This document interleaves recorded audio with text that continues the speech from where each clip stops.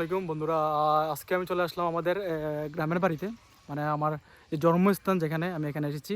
তো এখানে আসার পর দেখতে পাচ্ছি আমার ভাই একজন, এই যে ভাই, বড় ভাই, সদ্য বড় ভাই। কি অবস্থা ভাইয়া? এই তো ভালো আছি। কি অবস্থা ভাই ভাইয়া? হয়তো ভাইয়া, আলহামদুলিল্লাহ। ভাইয়া কি করতেছেন ভাইয়া? ধান নাকি? ওই ধানের এই যে অবস্থা ধানের অবস্থা ভাইয়া, ধান ধান এবার কয়টা লাগাইছেন ভাইয়া? এবার সর্বোপরি সব মিলাইয়া প্রায় 8 কানি 2 কানি 10 আর 12 কানি, টোটাল 12 কানি লাগাইছিলাম, কিন্তু ও আচ্ছা।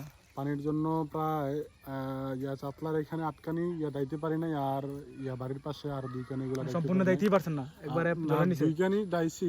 2 কানি দাইতে প্রায় 16,500 টাকা আমার কামনা খরচ লাগছে। ও আচ্ছা। সব মিলাইয়া সমান সমান হবে আশা করতেছি আর ও কি। আচ্ছা আচ্ছা, মানে আপনি যে চাতলায় বললেন যে মানে এগুলো মানে অবস্থা কিরকম, মানে পানি এগুলো নাকি আর পানি? দেওয়া যাবে না, এগুলো পানি উপরে এখনো পানি ভাসমান আর কি। ও আর আচ্ছা আচ্ছা, ধানগুলাতে ছোট ছোট শামুকে শ্যাওলা টেওলা মিলায় মানে অবস্থা খারাপ। হ্যাঁ, আর যেই 2 কিয়ার দাইছি ধানে আর আর কামলা করে যে প্রায় সমান হবে আর কি। ও আর যে আচ্ছা।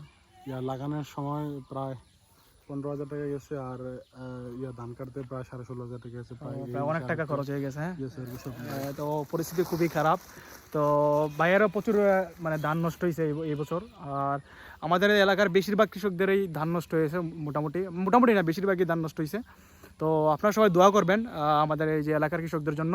এবং যারা যারা ধান নিছে তারা অনেকেই মানে খুবই একটি মানে ভয়াবহ অবস্থা কি আর, মানে ধান নেওয়ার পরও ওই যে আকাশের অবস্থা খুবই খারাপ। বৃষ্টি তো হইতেছে না, না ভাই? আরে বৃষ্টি তো হইতেছে, মানে রোদের কোনো খবর নেই। ইদানিং তো যে গত 10 দিন তো অনেক বৃষ্টি হয়েছে, আচ্ছা কিন্তু আচ্ছা ওই গত তিন দিন থেকে একটু ভালো অবস্থা যাইতেছে আর কি, আলহামদুলিল্লাহ, শুকরিয়া। আচ্ছা।